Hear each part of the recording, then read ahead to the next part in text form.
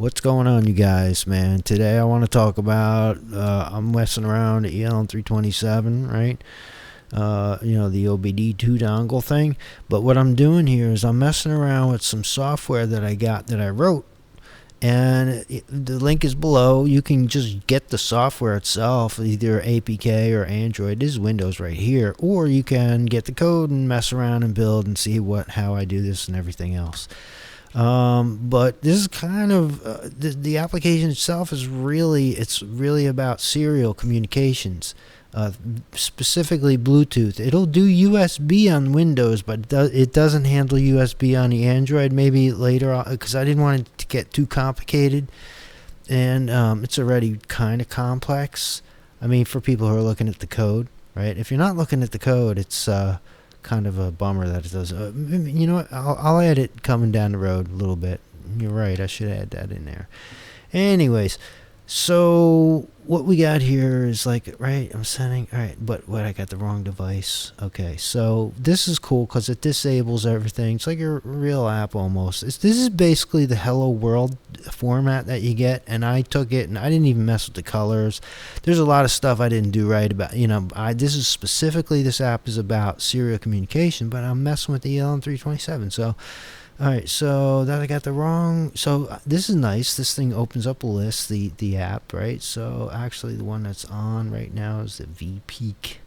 So let me see if I can get that and reset that. Ah, there it is. Alright.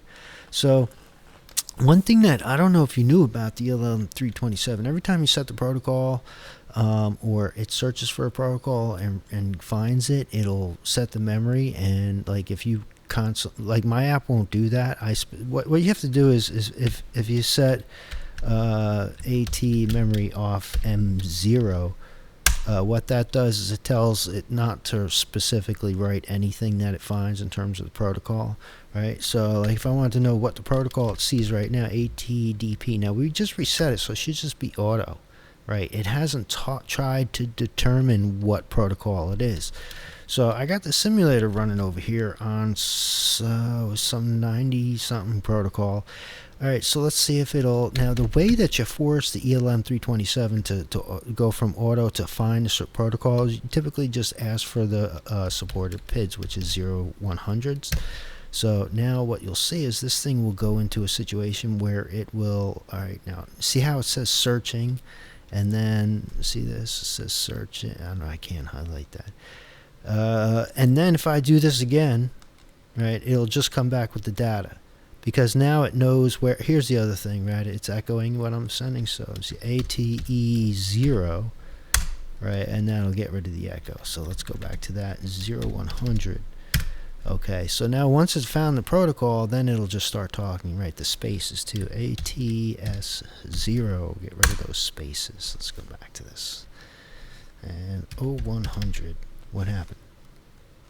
0-100. 0-100, should I say. There it is. Now, this is how I like to work with things. And I don't want to see any extraneous. Those spaces are completely just a mental thing for humans, right? So let's see. Let's ask this thing for the VIN. 0902. Let's see what it does. It comes back with, look at that. Nice.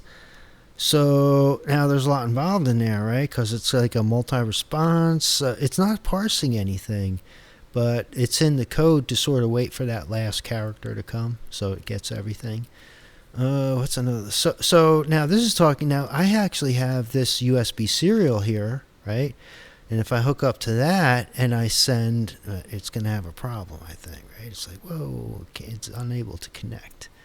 So I think I already initialized this guy. Now what this is plugged in, but it's not hooked up to anything, right? So let's see. Let's ask it for its voltage. RV, right? Oh, 0.1 volt. So let's ask the vpeak for its voltage. Right, we can send this 11.8 volts. Right, the simulator is on vpeak. And I have two hooked up, right? This one is just plugged into the USB, and it's getting nothing, right? So I can ask it all kinds of things about itself, about the dongle, AT, like information. Okay, it's 1.5, whereas the vpeak is 2 point something, right? 2.2. and go back to this one, right? So this first one, the plugin, right? This one is a serial plugin. The vPeak is a Bluetooth, right? Both just kind of configured with this computer. So on Windows, basically a Bluetooth and a serial device are pretty much the same thing, and we are not using the serial devices that you're familiar with if you've done Windows serial before. This is a different animal, but I've created a wrapper for it, so with nice events and everything, like received events, etc. So let's see. Talking about the ELM327, what else is there? There's AT. I think there's an @1. Right. Whoops. I don't know why I put my focus up there. I don't understand why that happens. Send, and then sometimes the focus ends up there. Not sure why. Let's see. Whatever. Okay. So let's look at it. What is your protocol? If this is the plugin, right? So it's still on auto because it hasn't talked to anything. So let's go back to the vPeak and now ask, right? Because we initialized this guy, right? Because we already said 0100. And it's answering without a problem. 0902. This is a VIN. It's giving us that.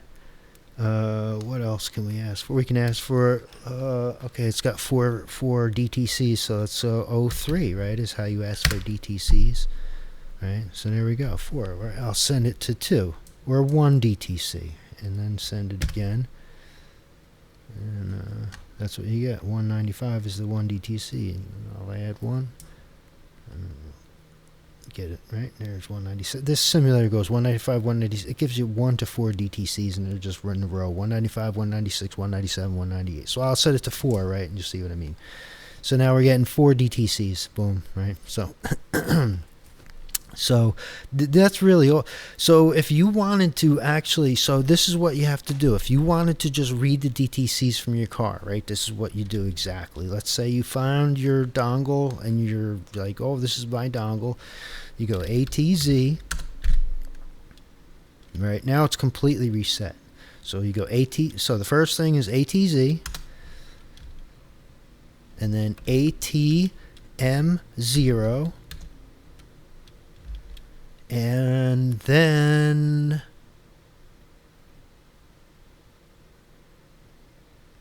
O100 to force it to search for the dongle, and you want it to see it come up with a right, and then go ahead and do the O100 again. Once you've established that you found it, now you can play with the echo and everything, but let's say you just want to get your DTCs. And then you can just say 03, give me my DTCs. And it'll give you these extra numbers, but you'll be able to 0195, 0196, 0197, 01, you'll be able to find it, right? So once again, so let's say to read your DTCs manually, ATZ, right?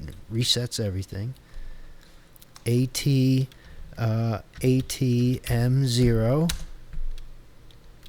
AT, and then O100. Now, if that doesn't work, if let's say this doesn't work, you want to add in, and this will write to your to the protocol ATSP00, right? And what that does is that sets your protocol setting in the read memory. You can read and write it, but you don't want to keep doing that. But if you want to just, this will set it to automatic, so that when you say ATZ, that it should be at this point, even before you do anything after you do ATZ, and you say what is your protocol, describe your protocol, it should just only say auto. Right, because it didn't talk to anything yet. And the reason, and then you say ATM0 to say, you know, don't store anything at this point. So it's basically ATZ to just reset to known, and then ATM0 to just tell don't record any, you know, don't write to your prom about anything. And then at this point, if at this point, you should be able to just go rock and roll with this thing. 0100, you know, you force it to you got to do something to force it to find the protocol. It won't just find the protocol on its own. You have to just ask, 100 is the suggested, it's the supported PIDs. It's just a standard thing you can ask for, but it's the suggested thing in the documentation that you do to get this to find the protocol. So when the protocol is set to auto, you actually have to ask for something first, and then it'll respond. So this can get confusing when you're writing software, because if you're writing software that finds a protocol automatically, you got to get through this nonsense that returns. And of course, one of the other things you can do is it keeps, right? If I keep sending 0100, it's good. It won't search anymore, but I keep, I get the echo. So ATE0 to get rid of the echo. And then ATS0 to get rid of the spaces, and then we can go back to 0100, 01. Damn, I keep doing that. 0100, and now we should, like how I like it, nice and clean, like 01C, right? Like my simulator, 01C is RPM or something, right? So here's an example, all right, 01C, it's returning this stuff. You can translate it into a value, and that's what your software does. But remember, this isn't about OBD. This is just returning data sent. So I'm going to reach over here, and the way that the software works is, you keep sending this. So I'm turning knobs over here to see if I can affect that value. And in the software, that's all the software does. It just keeps what's called polling the value, asking for it. Now, some cards you can actually set them. Oh, here, I think I found it. Oh, look at that. See that? Yeah. Okay. So it's using 4 of those digits. They're hexadecimal, so there's letters in there sometimes. But see how it's rising now? See a 4E10C, and now it's just rising. Right. So in the software, you would just keep send. Now, each send here opens and closes. It does a whole lot of overhead. Right, so every send, it opens the port, sends the data, and then closes the port. In my software, or like anybody's software, you would open the port, leave it open, do your job, and then hopefully you would close the port. I always close the port when there's nothing to do. But certainly, like if you want to keep like if you wanted to get this value, you wouldn't close the port constantly. It would be a lot faster. See how there's time, right? Because it's got to open, and close, and open and close. But that's really just meant to sort of get you into the principle of it, how it works.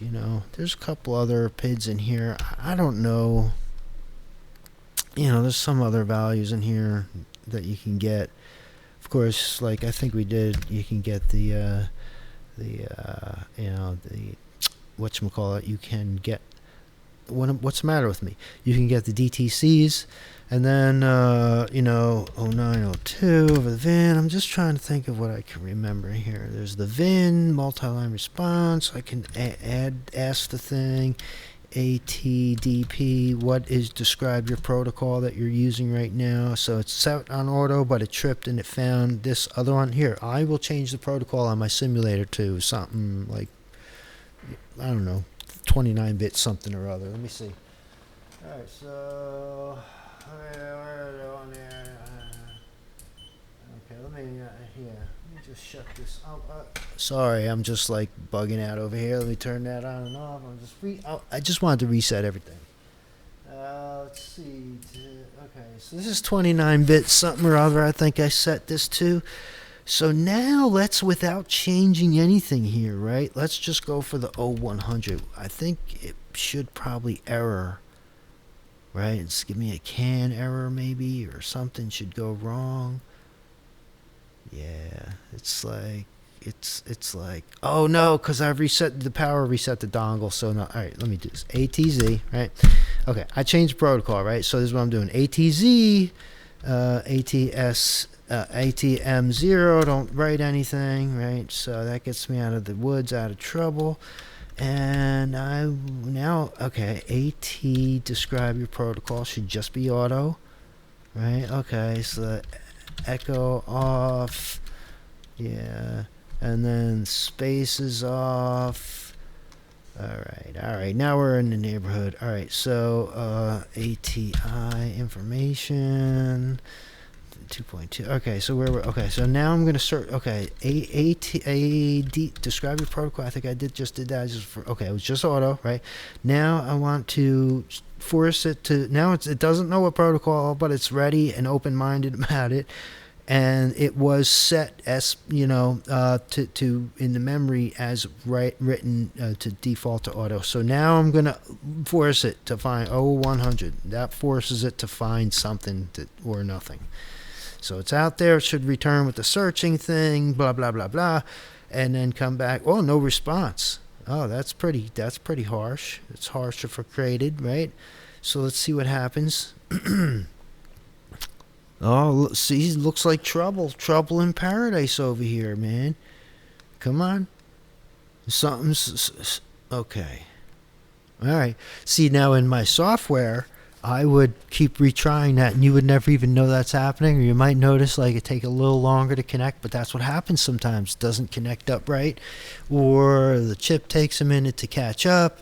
Now remember, I just switched protocol, right? So typically you would be working with run protocol. But anyway, this has nothing, right? If you're following me and you're thinking ELM327, yeah, I guess you've got to be thinking that. But remember, this is a generic serial communication. It's like a terminal application kind of thing. So let's look at the protocol. ATDP, what's the protocol that you think? Okay, see the protocol changed to this canned 29-bit, right? 29-bit 500K. I'll change it again.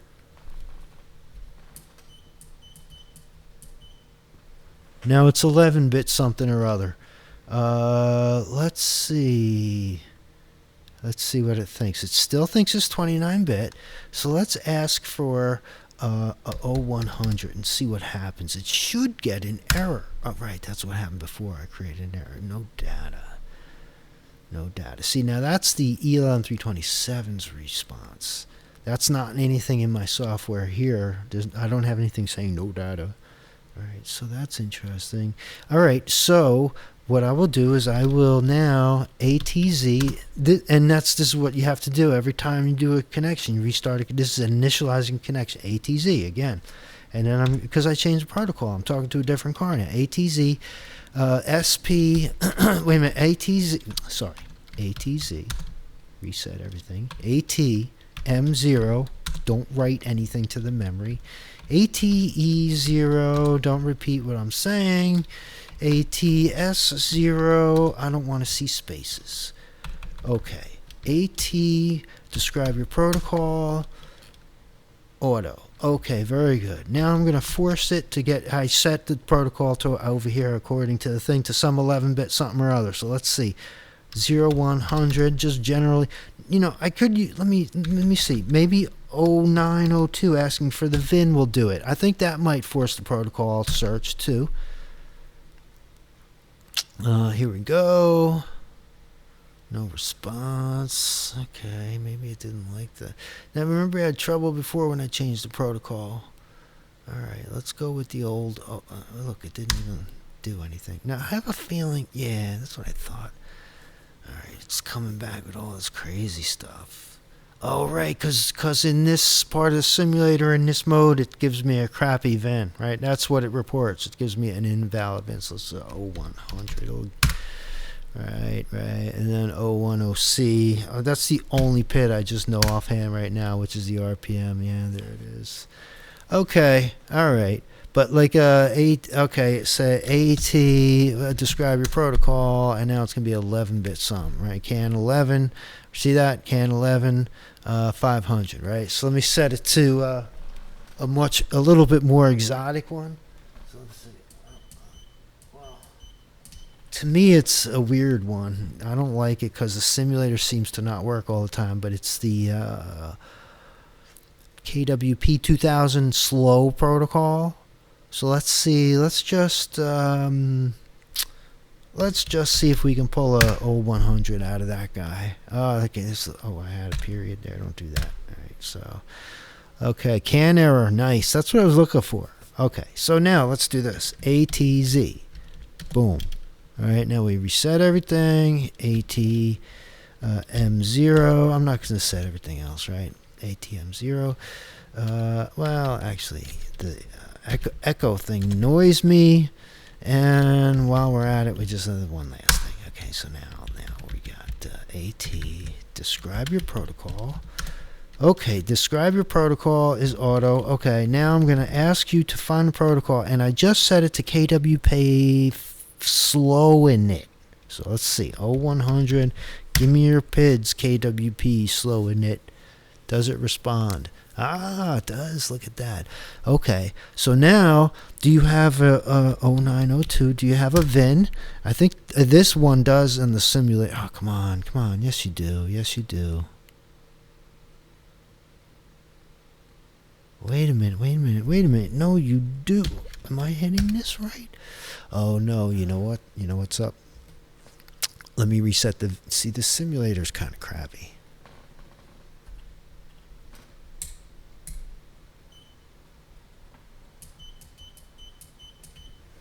Okay, let me see. It's 0902, right? Okay. Alright, I didn't reset anything in the dongle. Yeah.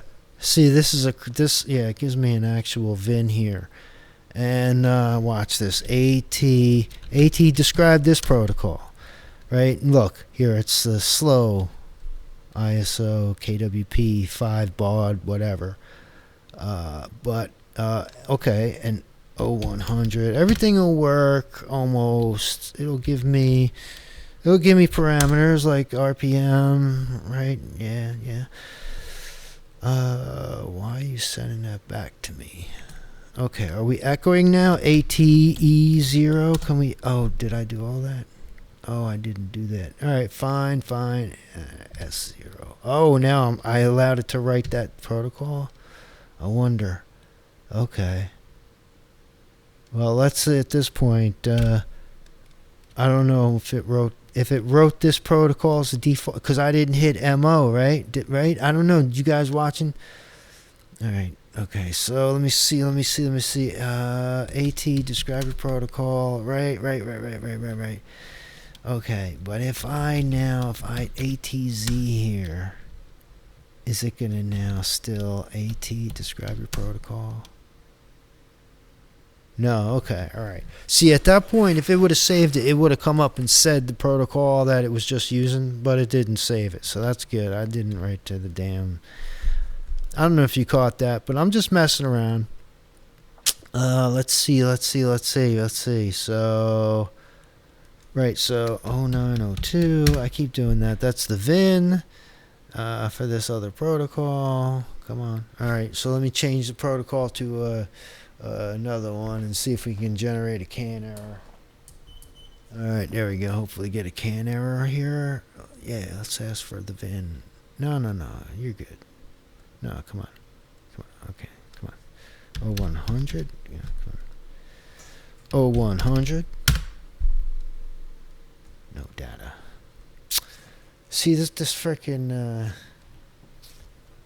this simulator is kind of a piece of... Yeah. Alright, so I don't know. I just reset everything now. I'm sending an 0100 to it. I don't know what'll happen. No response. See, nothing happens. You know, it's like, what are you doing? What are you asking me for? Oh, it's answering. Okay, so this is like AT describe this protocol here. Okay. This is just the default of the sim. I just started it, didn't set anything. Okay, so let's see. You don't have a VIN on this protocol, so 0100. Okay, yeah, fine. Let me see. One last little bit. Okay, so where we started. Let me see. Will this work here? Yeah, I changed the protocol. Can error. Okay, so you see the can error you're trying to communicate, right? So what you do is you come in here, ATZ, reset everything, okay? This is the absolute thing if you can't connect and you want this to connect automatically. This is the absolute way to do it. ATZ. ATSP00 and then ATZ again. And then AT M0 and then 0100, and you should get this searching and it should connect. Otherwise, I don't know what's going on, man. And you know, this is without the echoes, not worrying about all that stuff. That's the absolute minimum just now there. Maybe I should tag that or something. Let me see. I think this one has a VIN as well, 0902. Yeah, alright. Okay, so you get the picture, man. This is all available for you guys. It's, you know, you have at it. You got the code. You can just download. This is actually a pretty useful. I kind of. It is pretty cool now. And very, very straightforward, just about serial communication. All the stuff I've been talking about is just me entering. Oh, by the way, I got this little thing here. This just appends a carriage return to the end, right? So if I say ATZ and then hit enter, nothing will happen, right? Because the ELM327, we know, requires a carriage return at the end. Or a lot of things do. But you can change that to whatever and go into code and make, you know, you can add on to it and actually maybe put a box here and say what character. You can go crazy with this stuff. It's hard to figure out where to stop, right? But you know, you put the carriage return back on there and then send it, and there it is right away. So all these commands are happening because this carriage return, not because of my hitting enter, but because there's a carriage return in the code. You know, actually, where is it? Somewhere in here, send, right? There's no, not there. Over here somewhere. Oh, this, you'll be pleased to know if you're looking at this code, this is a one page. It's not MVVM. It's just code behind. Everything is in this one code behind page. And it uses kind of wild bindings. It's kind of like MVVM, like convenient, where you just go update and, you know, like it's real easy to just, but it's not really MVVM, but it is binding, so it's nice and tight, you know, nice and easy. Anyway, what I was saying is, oh, somewhere, oh, here's the line of code, right, that actually does the send. It starts the send operation right here. This is the actual line of code does the send operation. Right, so it's like this task factory thing, whatever. But here it is. It's actually, you know, test serial, send. But here it is. It's like this line of code right here. This one line here. Let me highlight this. See this one thing I highlighted? What this means is send CR is a Boolean, right? See how it says bool? It's a yes or no. So if send CR, so the question is, are we sending a carriage return? Yes or no? And that's what that check mark. So if send CR, that's a question mark, means if. If we're sending it, then go ahead and send a carriage return. If we're not, then just string empty is just nothing. So send data is the actual data that you're sending. Right, so when in this command right here to send, right, what you got here is you got the name of the device, and you actually have the data you're sending, and then a carriage return maybe if you got that thing checked, and that's pretty much how the data gets sent, man.